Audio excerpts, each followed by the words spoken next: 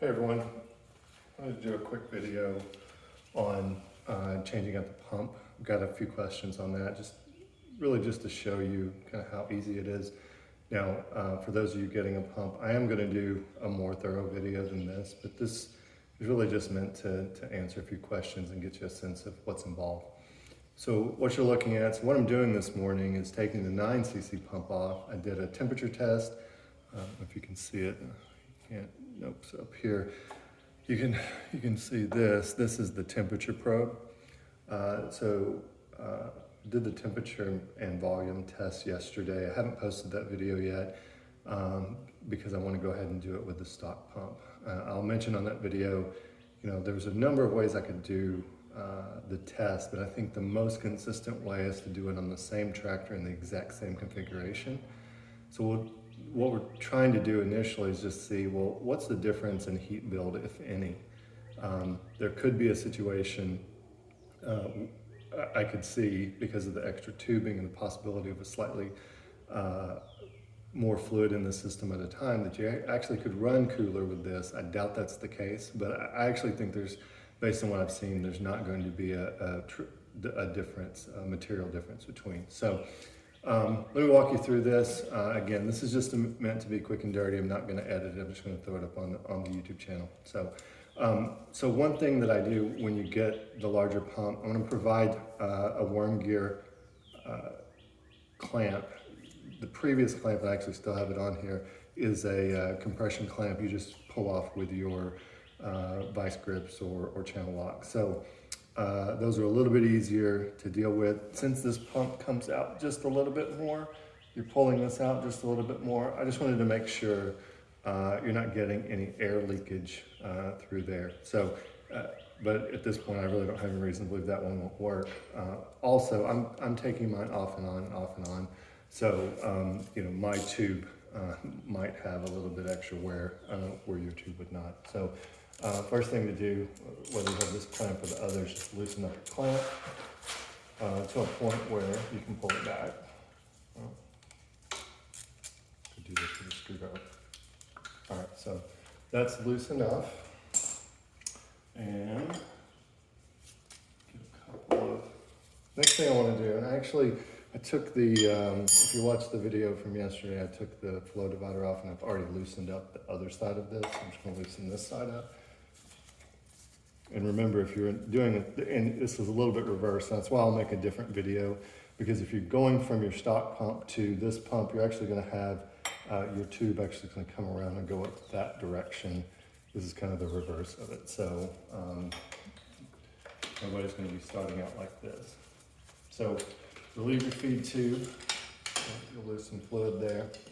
So I've got this loosened up. And now there are 4 bolts here, and 2 below. Now these 2 bolts I'll provide if you get the kit with the pump. The 2 bolts that are below will actually be the factory ones. The reason I need to provide these is this body's a little bit longer, so I want to make sure you get plenty of thread catching. So pull these 4 bolts, and obviously mine are broken loose. One thing I'll call out is on the factory pump, they use this real heavy paint on it. So make sure whenever you put this is a 6mm, when you put that in the first time, take a hammer and make sure you seat it all the way down so you don't run the risk of stripping it.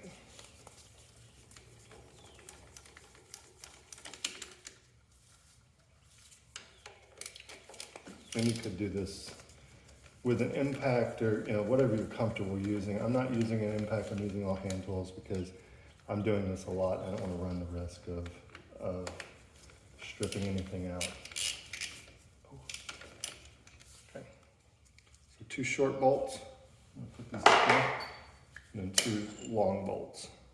So these are the ones I would provide. So now the pump is free. Removed it from here, and this is loose.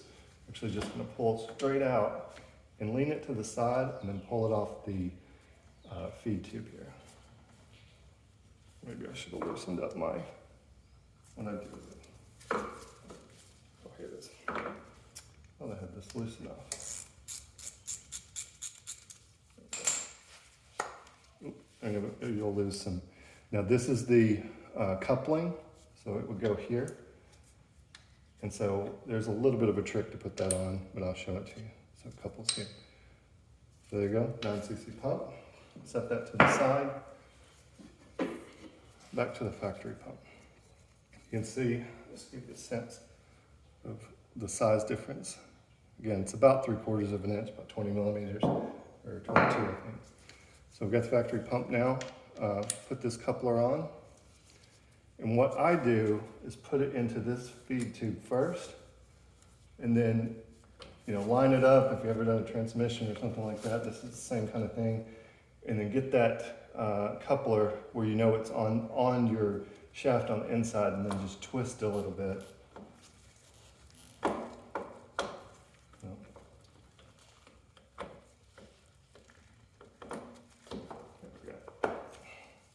Now, it's possible if you can't get it, I've done this a few times, so I know what to expect.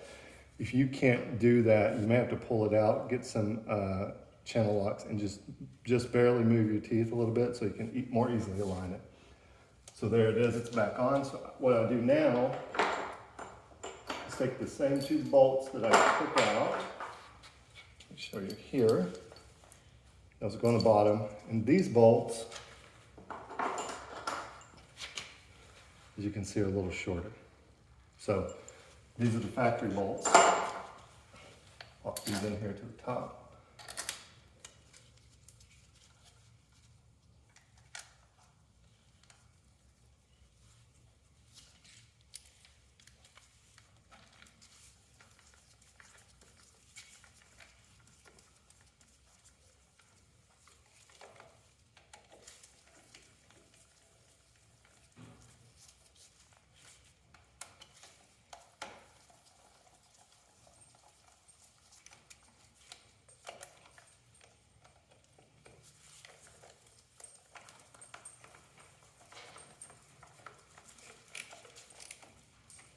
So simple as that. I'm not torquing these to spec because I know I'm gonna have this pump off of here in just a bit. So I can put the other pump on and do another test. And what I also don't have here is the right coupler. This is the factory. This is what yours will look like when you take it off, because you'll have a tube that comes like this, goes up underneath this 3-point arm, back around to the PTO valve. So that's it. Last thing I'll mention, there is a gasket on the back of this. I haven't seen any leaks from it. It's just a paper gasket. If you were concerned, this isn't a high, this is inside the transaxle. It's not high pressure. So I'm not concerned about leaks, but if you're doing this one and only, you might, if you want, you could get the factory gasket from John Deere, but this one doesn't show anywhere when you pull it off.